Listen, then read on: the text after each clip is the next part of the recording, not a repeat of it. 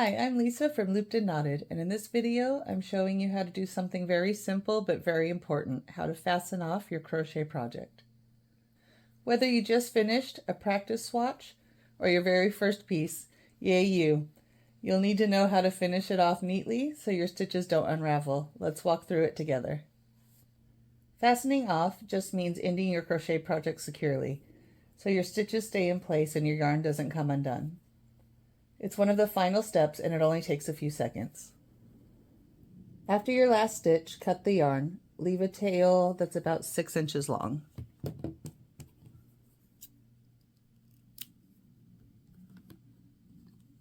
Yarn over one last time and pull the yarn completely through the last loop. Gently pull on the tail to tighten it. And that's it. Your work is now fastened off. You've just completed a crochet project from start to finish, and that's something to celebrate.